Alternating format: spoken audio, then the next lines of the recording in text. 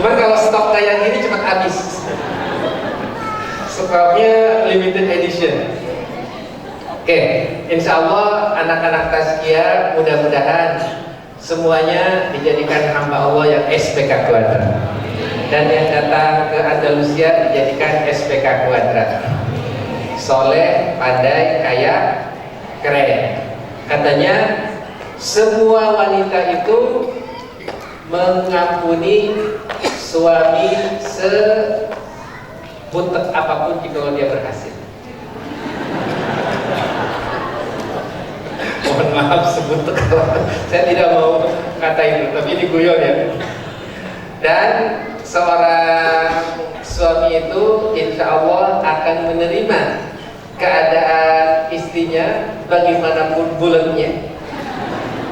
Kalau dia pandai masak, jika dia romantis di kamar, kemudian jika dia mewongkekan suaminya. Nah insya Allah jika respect dan sayang ini berbalas, akan terjadi sakinah mawaddah warahmah. Bapak Ibu yang dirahmati Allah Subhanahu wa taala, alangkah baiknya jikalau keinginan kita itu kita tuliskan. Kita tuliskan dan kita tempel di dekat lemari baju kita. Bagaimana? Bapak Ibu, gimana caranya agar keinginan kita itu menjadi begitu kuat dalam hati kita dan kelihatan terus? Makanya salah satu caranya kita tuliskan dan kita tempelkan di lemari baju, yang mana minimum 2 kali sehari kita mandi dan kita salin. Kelihatan lagi. Nah kemarin sebagai satu contoh,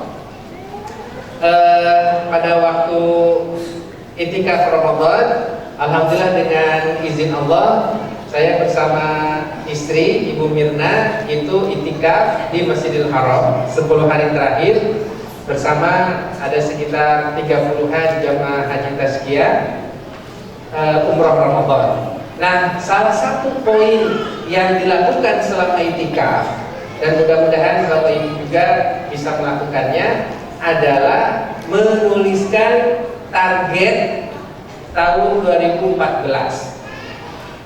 Saya ini targetnya tahun 2014 apa? Secara imani, secara fikri, secara iktisadi, dan secara ijtimai. Saya ulangi, apa target saya di 2014 secara imani, secara ilmi, secara iktisadi, dan secara ijtimai? Apa target saya secara spiritualitas, secara keilmuan, secara finansial, dan secara sosial, kemasyarakatan, keluarga? Nah, target-target ini memang tidak muluk-muluk, tetapi jikalau dituliskan kemudian kita tempelkan, insya Allah bisa baik. Misalnya kalau baca Quran, Bapak Ibu alhamdulillah sudah mentargetkan 1 hari Ramadan 1 juz, betul tidak? Apakah target ini berlanjut di Syawal atau berhenti di Idul Fitri kemarin? Ayo jujur. Kebanyakan dari kita alhamdulillah sudah mentargetkan 1 juz 1 hari di Ramadan. Tetapi target ini berhenti pada tanggal 1 Syawal. Nah, dengan adanya komitmen baru, kita tuliskan saya sekarang pada sholat fajar akan baca 1 juz. Kalau yang sudah jadi pengusaha atau masih jadi mahasiswa, itu gampang. Sholat subuh selesai jam 5 kurang 10, lanjut sampai jam 6. Jangan keluar dari masjid. Itu pengusaha, mahasiswa, pensiunan, pengangguran, bisa. Ini terus terang aja. Pengusaha, pensiunan, pengangguran, mahasiswa sampai jam 6 bisa. Pak, saya sebagai eksekutif nggak bisa, no problem. Kita setel kaset dari mulai Cibinong sampai Sudirman Tamrin 1 juz. Itu juga bisa dengan terjemahnya. Nah, cuman hati-hati aja, jangan 1 juz tapi kecepatan 120. Itu bisa nabrak yang lain. Jadi bagi pengusaha, pensiunan, pengangguran, mahasiswa, mohon maaf saya sebutin ini supaya jelas saja. Jadi katanya, Pak, siapa yang bisa sholat maghrib di rumah? Kata saya, yang bisa sholat maghrib di rumah hanya 3 kelompok orang. 1 pengusaha karena waktunya tidak terikat, 2 siapa? Pensiunan, 3 pengangguran, 4 orang yang sedang sakit. Itu bisa sholat maghrib di rumah berjamaah dengan di masjid atau di rumah. Tapi yang lain masih di jalan tol, kena macet. Nah, jadi kalau sana yang bisa lanjutkan. Subhanallah, Bapak Ibu, ketika kita teruskan target sedikit saja, itu akan berubah banyak dalam hidup kita. Nah, secara imani, kemudian secara fikri atau ilmi, dan insya Allah nanti secara iktisadi, secara income, bagaimana kita melakukan peningkatan. Nanti insya Allah mungkin yang bagian ini bagaimana mendapatkan peningkatan income, Mas Iko yang akan meng-cover. Supaya saya di bagian ini saja dulu. Baik, dan yang terakhir secara istimai, bagaimana kita bisa memberikan dampak yang lebih besar kepada keluarga dan dampak yang lebih besar kepada masyarakat. Misalnya, saya akan memaksakan untuk memberi santunan untuk yatim piatu dengan cara mengambil seorang yatim dan saya sekolahkan SD. Nah, misalnya saya berjanji saya akan menjadikan setelah Ramadan ini mengambil seorang anak yatim, saya akan tunjuk siapa dia dan saya akan tanya di mana sekolahnya dan saya akan membayar SPP. Cukup segitu aja. Ramadan yang akan datang tambah 1 anak yatim lagi. Ramadan yang akan datang tambah beasiswa S1 misalnya. Dan subhanallah, Bapak Ibu yang dirahmati Allah Subhanahu wa taala, jikalau langkah kecil itu kita tuliskan, kita tempelkan dan kita benar-benar laksanakan, inilah yang akan menjadikan progres kita menanjak. Insya Allah, dengan doa anak yatim yang punya jodoh, yang belum berjodoh, insya Allah cepat jodohnya. Dengan doa anak yatim yang masih terlilit hutang, mudah-mudahan cepat lunas hutangnya. Kita punya hutang 300 juta, kita punya hutang 600 juta, kita punya hutang 2 miliar. Nyekolahin SD anak yatim cuma 50.000, murah banget. Modal 50.000 selesai 2 miliar. Murah kan? Baik, itulah ijabah dari Allah Subhanahu wa taala. Nah, Allah ini dalam Al-Qur'an ada beberapa kata al-mujib atau mujibun. Nanti coba kita akan lihat. Nah, para ulama mengatakan bahwa kata ajaba yujibu itu berarti menjawab dan dia membalas pembicaraan atau sejenisnya. Kemudian ada juga berarti merobek atau mengoyak. Merobek atau mengoyak yaitu merobek keheningan dan mengoyak sesuatu yang diam. Yang tadinya diam kemudian ada jawaban, berarti itu ada interaksi. Ini juga yang menjadikan interaksi antara Allah Subhanahu wa taala dengan kita sebagai hambanya. Itu akar kata daripada al-mujib atau ijabah.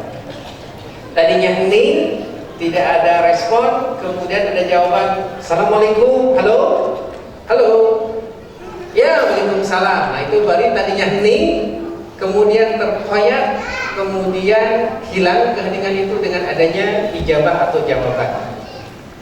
Makanya dalam surat Al-Baqarah 186, wa idza sa'alaka ibadi anni fa inni qarib mujibu da'watad da'i idza da'an falyastajibuli wal yu'minu bi la'allahum yarshudun. Coba kita baca ayat ini bareng-bareng Bapak Ibu sekalian.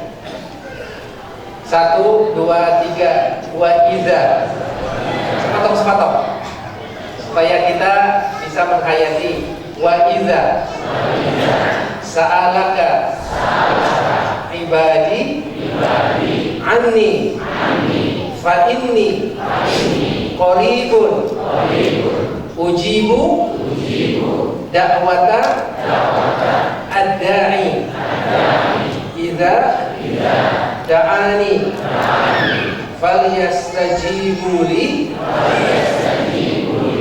wal yu'minu bi la'allahum yarshudun.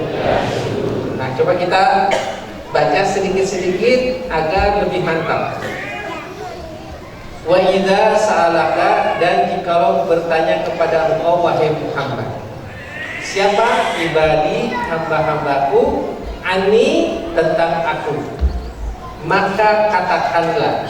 Nah, di sini ada sesuatu yang dibuang dalam tafsir itu. Katakanlah fa inni, maka sesungguhnya aku ini. Dalam bahasa tafsir ini adalah yang disebut dengan takkid, satu kesungguhan. Fa inni qarib, aku ini dekat. Oke, aku ini dekat. Jadi salah satu strategi Allah mengingatkan kepada kita, I'm very close to you. I'm very close to you. Saya dekat dengan Anda. Anda tidak perlu merasa jauh dariku. Fa inni qarib, saya ini dekat. Kemudian setelah Allah menginformasikan kepada hambanya bahwa dia itu dekat, ujibu, saya ini mengabulkan dakwah permohonan adai seorang hamba idza da'ani, ketika dia berdoa kepadaku. Oke?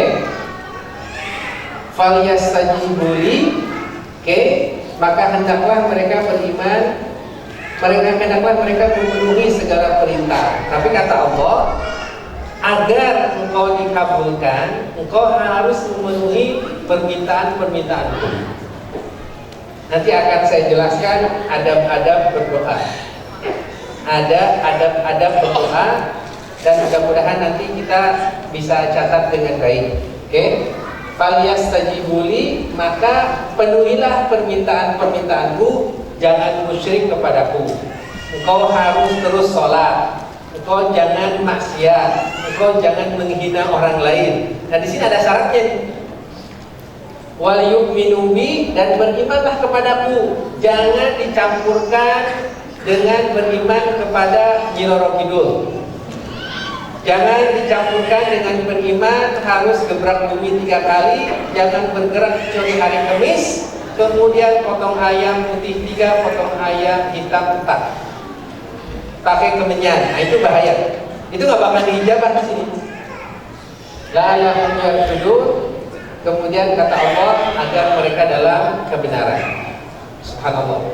Bapak Ibu, nah ini penggalan-penggalan ini perlu kita hayati, sehingga ketika kita menghayati penggalan-penggalan ini, itu akan lebih dekat dengan Allah Al-Mujib. Nah, coba kita lihat apa yang disampaikan oleh Sayyid Qutb dalam tafsirnya Fi Dhilalil Quran, dalam lindungan Al-Quran. Bapak Ibu yang dirahmati Allah Subhanahu wa taala, Sayyid Qutb itu adalah salah seorang cendekiawan terkemuka muslim yang rela mengorbankan jiwa dan raganya di tiang gantungan demi akidahnya.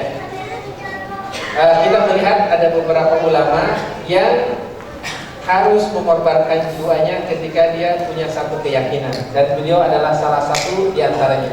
Nah, tafsirnya berjudul Fi Dhilalil Quran, termasuk tafsir yang paling banyak dibaca di muka bumi ini bersama tafsir Ibnu Katsir. Kita lihat, kata beliau, kalimat yang mengandung tadi itu adalah mengandung kelembutan, kehalusan, kasih sayang, ramah, dan akrab. Apa yang disampaikan dalam surat Al-Baqarah 186 tadi itu mengandung sayang, ramah, akrab. Setiap kata diungkapkan dalam ayat ini bernuansakan kasih sayang itu. Coba kita lihat di sini, aku dekat, aku mengabulkan. Kemudian maka hendaklah mereka memenuhi perintah dan hendaklah beriman agar dalam kebenaran. Nah, kata-kata ini jikalau kita lihat ini mengandung kedekatan, keakraban, keramahan. Dinisbahkan hamba-hamba ini kepadanya dan dijawabnya secara langsung pertanyaan mereka. Mukmin, seorang mukmin seyogianya hidup dalam keridhaan, kedekatan yang penuh kasih sayang, keamanan, dan dalam tempat yang kokoh. Nah, Allah memberikan jaminan tempatnya insya Allah aman. Allah mengarahkan hamba-hambanya agar memenuhi segala perintahnya dan beriman kepadanya. Itu kata Sayyid Qutb. Nah, Profesor Hamka dalam Tafsir Al-Azhar mengatakan bahwa aku perkenankan permohonan orang yang memohon apabila dia memohon kepadaku. Nah, bagaimana orang yang tidak memohon?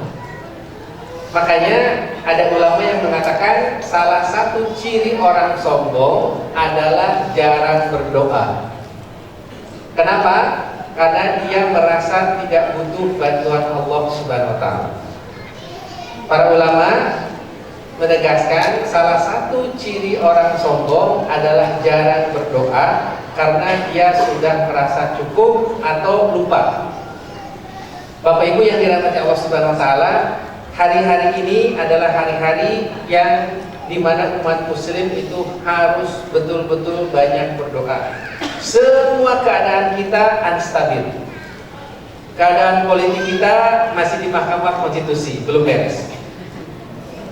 Keadaan minyak kita ini bahaya karena kita harus mengimpor minyak dari luar negeri. Kebutuhan Indonesia 1,5 juta barrel per hari, produksi nasional 850.000 barrel per hari. 1,5 dikurangi 850.000 berapa? 650.000 barrel per hari itu harus kita beli dan dolarnya harus kita tukar. Kenapa dolar itu ngacok terus?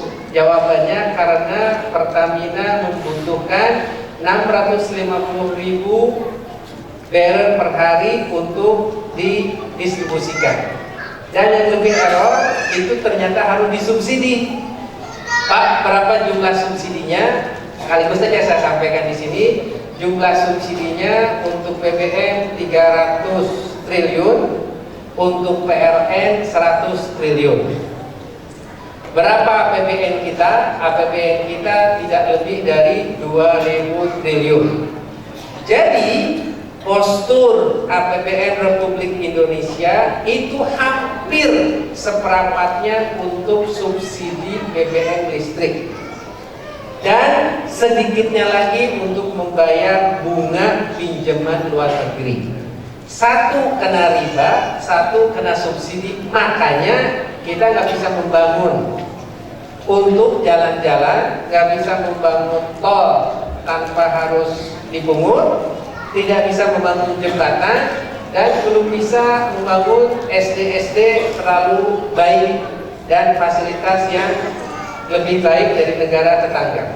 Kenapa sebabnya? Karena kita masih terbelenggu dengan kewajiban subsidi dan kita kena riba. Halo? Ya sudah, itu yang agak serius sedikit.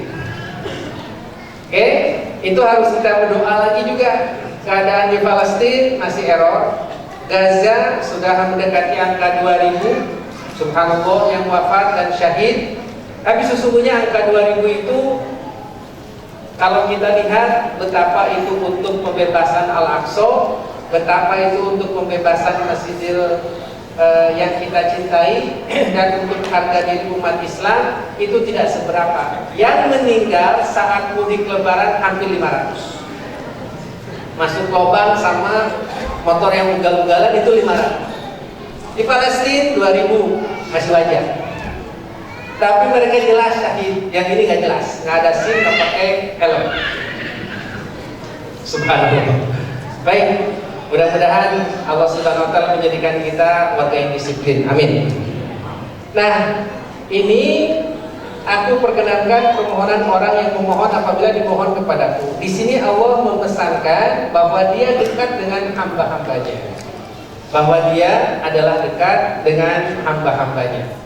Subhanallah, Profesor Dr. Hamka sudah meninggal tahun 80-an, 86, 87. Tapi dengan ilmunya masih hidup sampai hari ini. Satu ketika juga kita akan tahu seorang Iko Santosa sekian tahun yang akan datang sudah tidak ada lagi di dunia, tapi karena bukunya dia masih hidup, tapi karena YouTube-nya dia masih hidup, karena Facebook-nya dia masih hidup. Nah sekarang tinggal kita bertanya kepada diri kita, saya hidup di 2014, mungkin 2 bulan, 2 tahun, 12 tahun, 20 tahun kita tidak ada lagi. Apakah masih ada yang hidup dan tersisa dari kita ini dalam bentuk amal? Kalau Pak Yazid, Pak Syarif, Bu Mirna mengusahakan Andalusia ini meninggal satu hari, tidak ada lagi fisiknya, tapi karena Pak Syarif buat ini, buat itu, masih ada peninggalannya. Insya Allah Pak Syarif masih hidup peninggalannya. Nah sekarang tinggal kita bertanya, saya kalau sudah tidak ada nanti, apa bagian kontribusi saya ke umat yang masih bisa dipakai dan masih hidup? Please answer my question. Bapak Ibu, nanti di rumah tanya lagi, Pak Antonio tadi ceramahnya agak nyenggol dikit. Kenapa Pak? Iya katanya 20-30 tahun lagi, mudah-mudahan sampai ke sana umur kita akan meninggal. Tapi apa yang tersisa setelah kita tidak ada? Apakah hanya lisannya saja, atau justru yang tersisa adalah hutangnya? Itu bahaya tuh, kalau saya hutangnya bahaya. Atau justru yang tersisa adalah faksun, dosanya dilanjutkan lagi.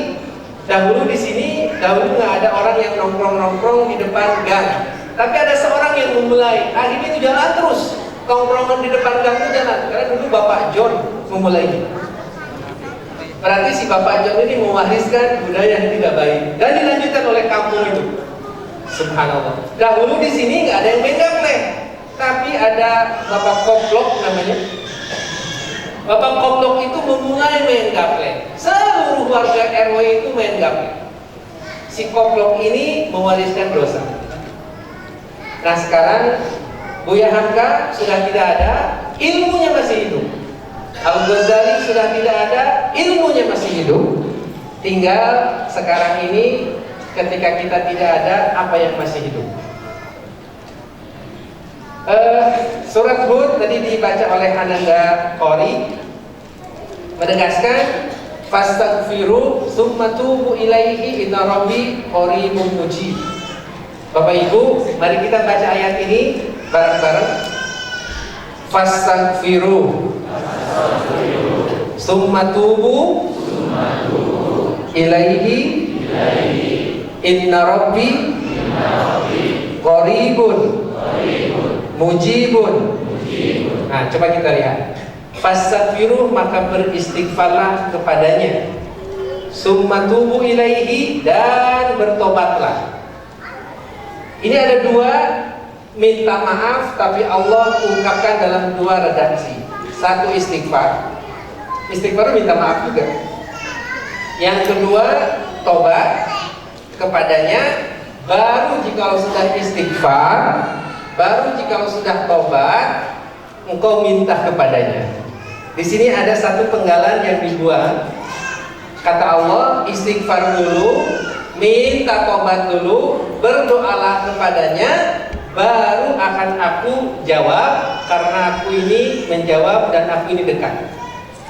Bapak Ibu yang dirahmati Allah Subhanahu wa taala, ini yang disebut dengan tafsir Quran bil Quran fihi ibarah al-mahdhufah. Tafsir Al-Quran dengan Al-Quran, tetapi ada satu redaksi yang tidak dimunculkan oleh Allah Subhanahu wa taala. Hanya orang yang belajar saja yang tahu. Jadi kalau baca terjemah nggak ada itu. Coba kita lihat, ini ada 3 rangkaian. Yang dimunculkan di sini ada 2. Istighfar dulu, sesungguhnya aku maha menjawab dan maha dekat. Tidak ada mohon doa lah. Saya ulangi, maha dekat, istighfarlah. Kemudian di sini aku maha dekat. Di tengahnya nggak ada. Oke ya.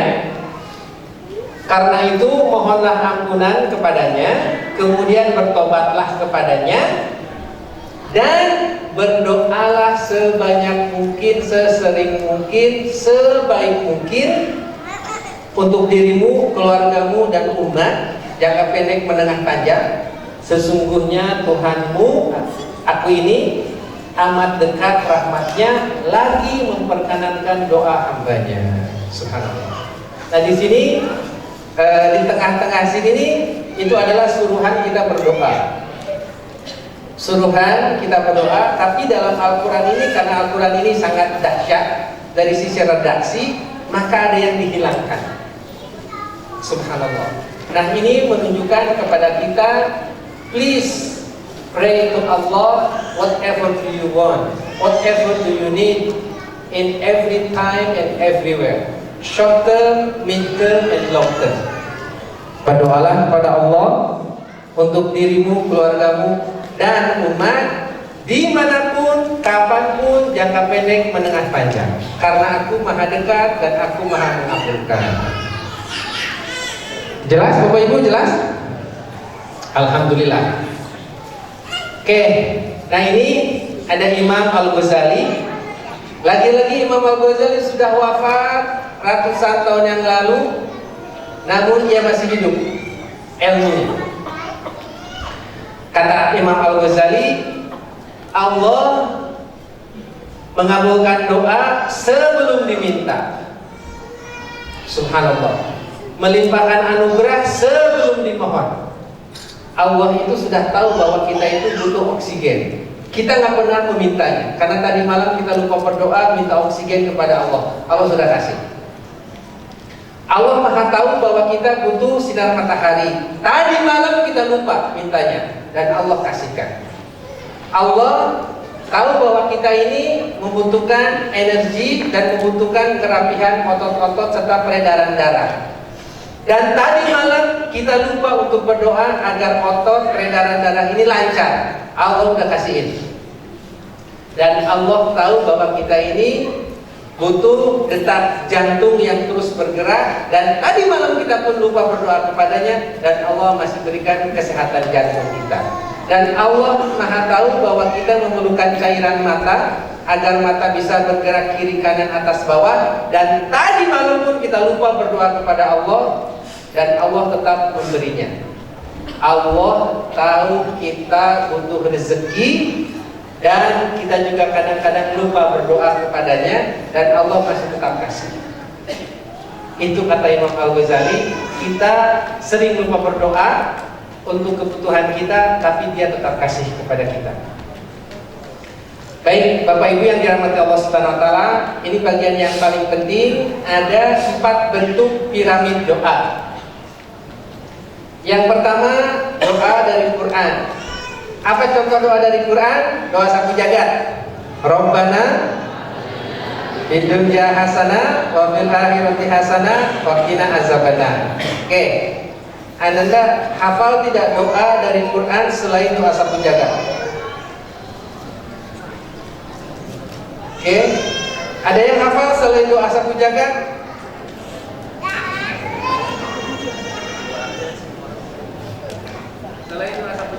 Selain doa sapu jagat.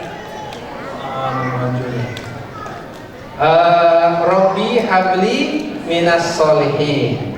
Ada lagi? Rabbana, ini untuk para mu'alaf.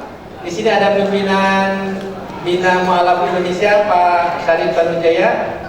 Nah, ini doa yang paling dibutuhkan oleh Bina Mu'alaf. Rabbana la tuzigh qulubana ba'da idh hadaitana wa hab lana min ladunka rahmah innaka anta. Jangan engkau palingkan kami setelah engkau beri kami hidayah. Ini doa paling penting nih untuk para mu'alaf, termasuk saya. Ada doa untuk jangan ditinggalkan sendirian. Rabbi la tadarna farda wa anta khairu al-warithin. Rabbi habli min ladunka dzurriyyatan thayyibah innaka sami'ud du'a. Itu namanya doa redaksi Quran, dan itu yang paling baik. Ada jenis kedua dari doa, Doa dari hadis, redaksinya 100% hadis. Ada yang bisa bantu? Allahumma inni a'udzubika minal hammi wal hazan wa a'udzubika minal jubni